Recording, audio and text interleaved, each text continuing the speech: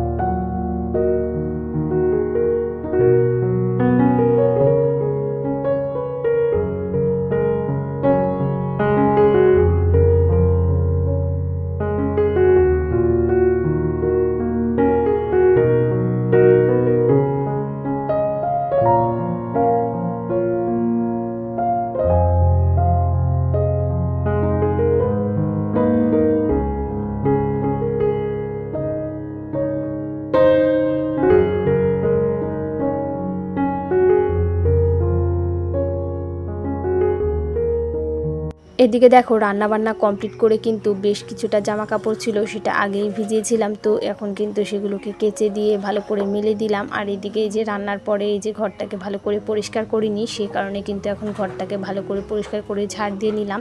তো এদিকে দেখো রান্নার পর বেশ কিছুটা আর কি বাসন আর কি জমা হয়েছিল, তো সেটাই কিন্তু তো সেই বাসনগুলোকে কিন্তু এখন মাজতে বসে গেছি। তো এগুলোকে মেজে কিন্তু ধুয়ে নেব। তো যাই হোক, তোমরা কে কোথা থেকে আমার ভিডিওটা দেখছো অবশ্যই কিন্তু কমেন্ট করে জানাতে ভুলো না। আর যে সমস্ত বন্ধুরা প্রথম থেকে আমার ভিডিও দেখে আসছো তাদেরকে আমি অসংখ্য ধন্যবাদ জানাচ্ছি। আর যে সমস্ত বন্ধুরা আমার এই ছোট্ট ভিডিওটি আজকে প্রথম দেখছো, আমার এই ছোট্ট ভিডিওটি যদি তোমাদের কোনো কারণে ভালো লেগে থাকে তাহলে অবশ্যই লাইক কমেন্ট শেয়ার করে আমার পাশে থেকে যেও একজন বন্ধু হয়ে।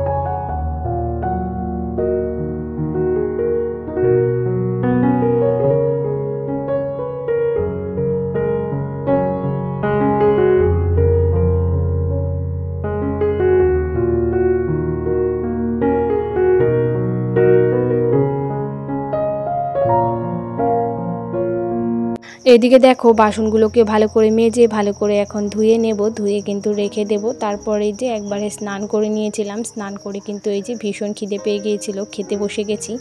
তো এই যে একটা আম কেটে নিয়েছি আর মাংস আর চচ্চড়ি দিয়ে কিন্তু খেয়ে নিলাম ভাতটাকে। তো তারপর কিন্তু এই যে দেখো এখন রেডি হয়ে নেব, কারণ এক জায়গায় যাব হচ্ছে ডক্টরের কাছে, কারণ ছেলের শরীরটা কদিন থেকে খুবই খারাপ আর কি যাচ্ছে। তো ওকে একটু ডক্টরকে দেখিয়ে আসি। তো যাই হোক, ডক্টর দেখিয়ে কিন্তু বাড়িতেও চলে এসেছি। তো এদিকে ডক্টরকে দেখিয়ে বাড়িতে আসতে আসতে কিন্তু অনেকটাই রাত্রি হয়ে গেছিলো। তো সে কারণে কিন্তু এই যে বেশ কিছুটা জামা কাপড় ছিল, তো সেটাকে তো আর ভাঁজ করা হয়নি। তো সে কারণে কিন্তু এখন ভাঁজ করতে বসে গেছি।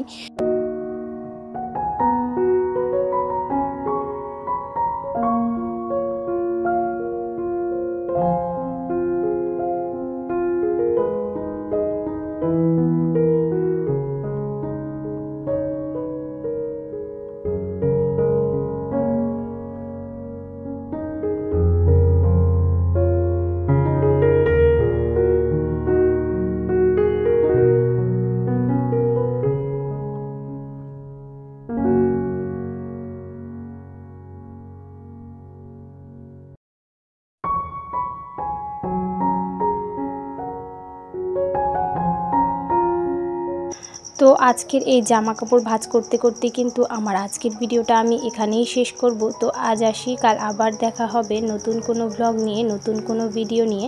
ততক্ষণের জন্য তোমরা কিন্তু ভালো থাকো, সুস্থ থাকো, আর এভাবেই আমার চ্যানেলটাকে লাইক কমেন্ট শেয়ার সাবস্ক্রাইব করতে কিন্তু একদমই ভুলো না। তো চলো দেখা হচ্ছে নেক্সট ব্লগে, ততক্ষণের জন্য কিন্তু তোমাদের নিজেদের খেয়াল অবশ্যই রেখো। তো চলো টাটা, গুড নাইট বন্ধুরা, ভালো থেকো সকলে।